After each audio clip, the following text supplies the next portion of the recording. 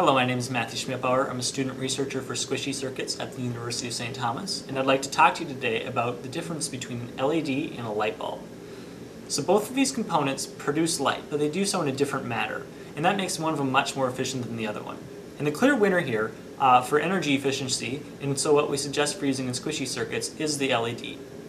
We can take a look at the way they work on the inside to get a generic understanding as to why this is. So here we have a light bulb. And this is very similar to the light bulb you have in your house. And on the inside is a filament. This filament heats up when electricity is passed through it and begins to glow. And this glowing is where the light comes from. On the other hand, we have an LED, and an LED has two different semiconductors. And when these semiconductors meet and electricity is passed through them, light is directly released. So there's no heating up, unlike the light bulb. That's where most of the energy is lost in a typical light bulb. And that's why LEDs are starting to become really popular in the marketplace. You're starting to see LED bulbs for your home, LED TVs, and much, much more. So, there are many different types of LEDs. They come in different colors, different lenses, different sizes.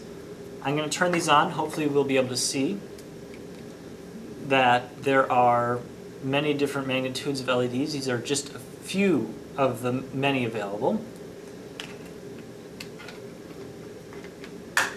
And here I'm going to give you a little demonstration of how to use an LED in a squishy circuit.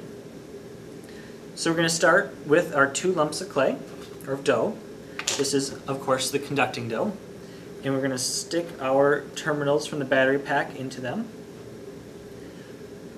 Grab our LED. Now, if you look at the bottom of an LED, there's 2 leads, and one lead is usually longer than the other, and the other one's a little shorter. Now, the shorter lead, this one is attached to the black or negative end of the battery, and the longer lead goes to the red or positive. This is called polarity, and all LEDs exhibit this behavior. Make sure our battery pack is turned on, and as you can see, it lights up. Now what would happen if we didn't follow this rule of polarity, and we flipped it around? Nothing. It would not light up, because it needs to have the correct orientation. So we can flip that around again, and indeed it lights up.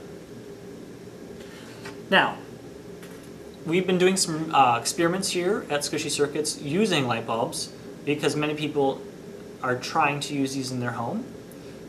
I'll attach some wires here to this one, and this